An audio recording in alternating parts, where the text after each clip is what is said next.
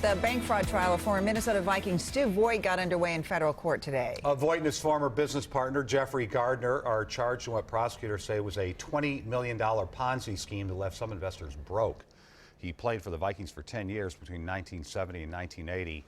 Voigt, for the next 21 years, was broadcast Vikings games on radio, including on WCCO AM. Esme Murphy was in federal court today.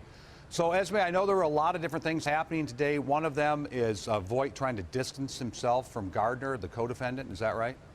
He absolutely is, Frank. In fact, Voigt's high-powered defense team that includes Joe Friedberg and Andy Burrell have actually delayed their opening statements until later in the trial in an effort, apparently, to distance themselves.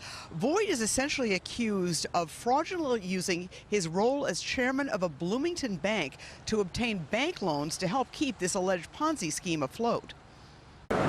Stu Voigt declined to comment as he entered court. He's facing 4 counts of bank fraud and 3 counts of lying on bank loan applications.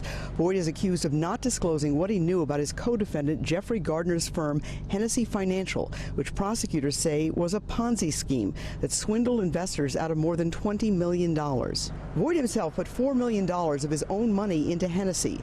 Prosecutors say in an attempt to get his money back, Voigt used his position as chairman of a Bloomington bank to allegedly obtain fraudulent loans for Hennessy.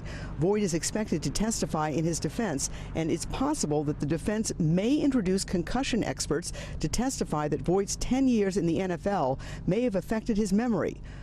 Among those on the witness list are NFL Hall of Famer Ron Yary, who played on the Vikings with Voigt and in 2014 settled a $1 million lawsuit against Voigt, alleging Voigt had misled him and others into investing in Hennessy.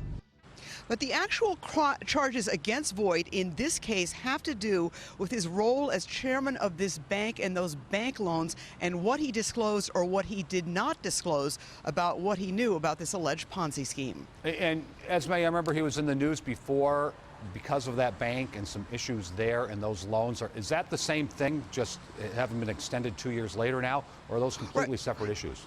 Well, it's the same bank, Frank, and you're absolutely right. In 2012, the feds seized that bank, shut it down. Stu Voigt was fined $15,000 by the FDIC and banned from the banking industry. In that settlement, though, he did not admit any wrongdoing, but it is the same bank and very much a case here.